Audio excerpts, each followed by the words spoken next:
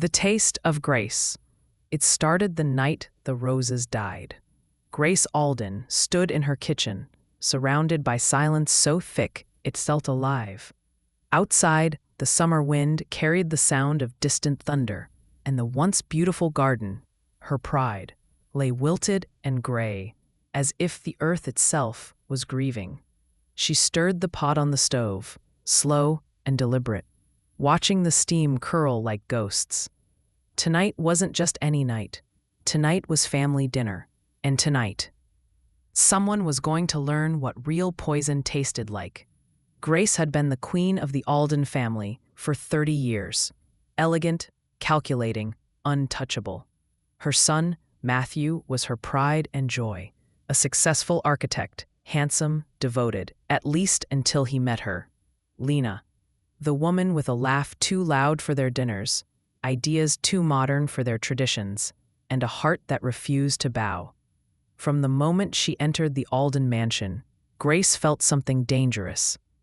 A threat wrapped in beauty. At first, Grace tried charm, then patience, then control. But Lena couldn't be tamed. She brought light into the house, turned Matthew into a man Grace no longer recognized, independent, defiant, warm. That warmth disgusted her. When Grace lost control of her son, she lost herself. And in her world, that was unforgivable. The dinner was meant to look perfect, silver polished, candles flickering low, wine breathing on the table, Grace in her pearls. Lena in her soft blue dress, the one Matthew loved most. Matthew arrived late, apologizing for work delays. He kissed Lena's cheek first. Grace noticed, always noticed. They sat down.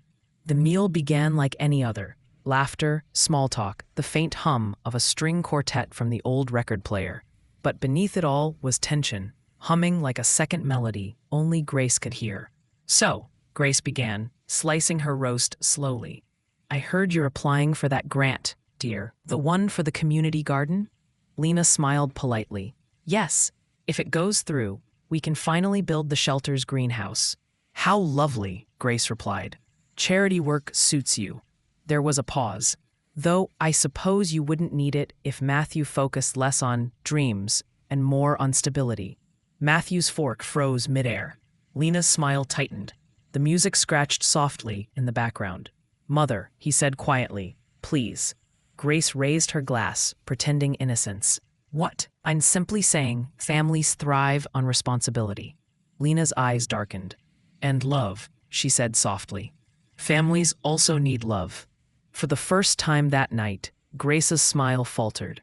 Dinner continued. Grace spoke less, watched more. She studied the way Lena touched Matthew's hand, the way he looked at her, like she was sunlight. It burned.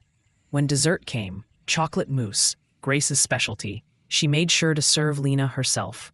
"You must try this," she said, voice dripping with warmth. "It's an old family recipe." Lena hesitated, then smiled. "Thank you, Grace."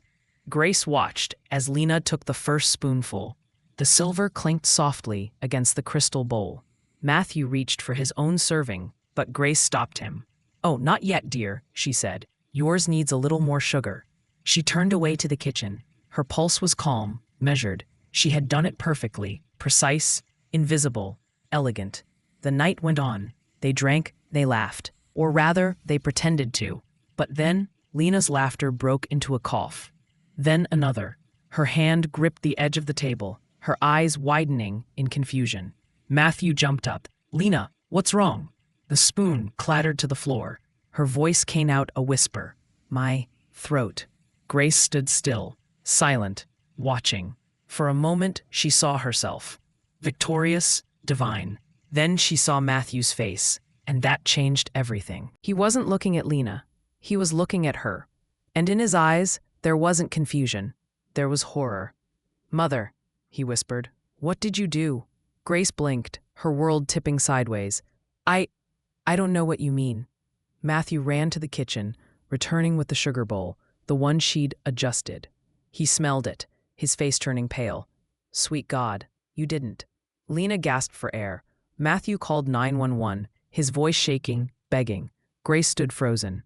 the truth unraveling faster than she could catch it. "I didn't mean," she whispered, but it was too late. When the paramedics came, Lena was barely breathing. They rushed her out, sirens wailing through the rain. Matthew didn't follow them right away. He just stood there, staring at his mother. "She loved you," he said softly, "and you killed her." Then he walked out, and Grace knew, truly knew, she would never see him again. Weeks passed. The mansion was quiet now. The mirrors were covered, the roses in the garden dead again, despite her best efforts. Lena survived, barely. The doctors called it miraculous. Matthew moved her far away, somewhere Grace could never reach. The papers arrived soon after. Restraining order, inheritance revoked, trust dissolved. Grace sat in her empty dining room, staring at the silver bowl she'd polished every Sunday for 30 years. It gleamed. Perfect. Flawless. Like the woman she used to be. And then, one evening, a letter arrived. No return address. Just her name, written in Lena's hand. She opened it slowly, her heart pounding. "Grace, you taught me something I'll never forget.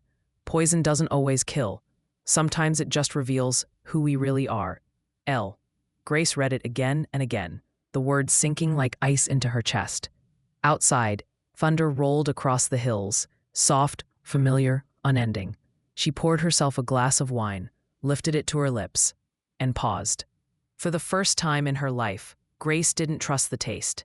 And that night, in the grand old house that once overflowed with pride and perfection, the Queen of the Aldens sat alone, surrounded by everything she'd ever wanted, and nothing she could ever love again. Because in the end, it wasn't poison that destroyed her, it was envy, and envy never needed a recipe.